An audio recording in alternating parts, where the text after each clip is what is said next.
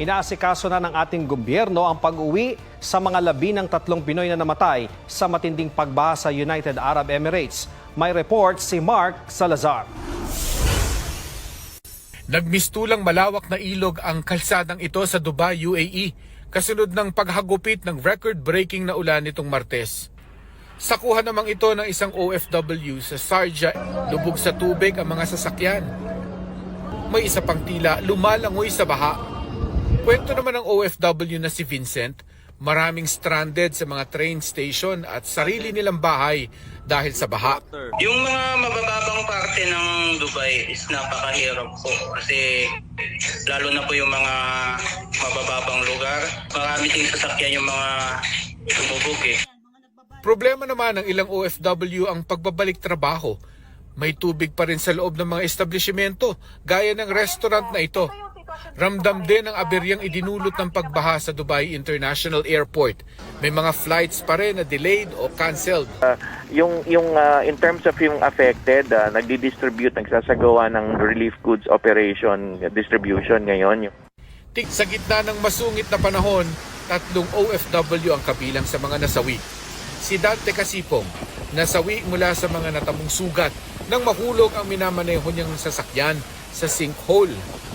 Umusok naman daw ang shuttle service ni Jenny Gamboa at Marjorie Saking at nasuffocate sila. As soon as we get clearance sa mga necessary documentation and requirements, immediately maililipad natin yan. Handa raw ang OWA na mag-repatriate ng gustong umuwi, pero wala naman daw nagpapasabing gusto nilang umuwi sa Pilipinas. Mark Salazar, nagpabalita para sa GMA Integrated News. Para sa aking mga kababayan, always plan ahead. We can never go wrong when you are planning ahead of time. Don't listen to the negative people saying to get insurance is wasting money. Wait until the storm comes to them and they will understand. Go with the best things you can do for yourself and to your family, because you cannot control everything. When uncertainty comes, you and your family will end up on the high ground. Because life insurance is instant money. When you lay down to rest, life insurance come alive and do your job. It will provide everything for your family, just what you did when you are alive. Kabayan, I suggest, alamin mo po ang mga binibigay na libreng benepisyo, lalo pag ikaw ay OFW, Overseas Filipino Worker.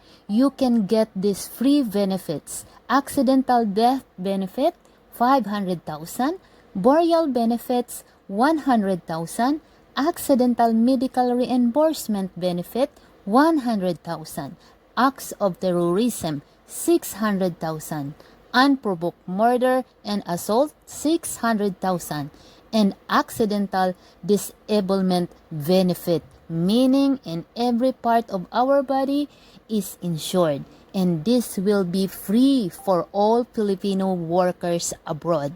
And we have additional features: repatriation service. Go and ask, how can you get this? How can you get these free benefits? Easy. Be part of IMG and you will have this lifetime protection for you and to your family. Message me now, Apple Peña, and I can assist you wherever you are. Grab the opportunity IMG given to you for free. Thank you for watching, and I wait for your message. Thank you.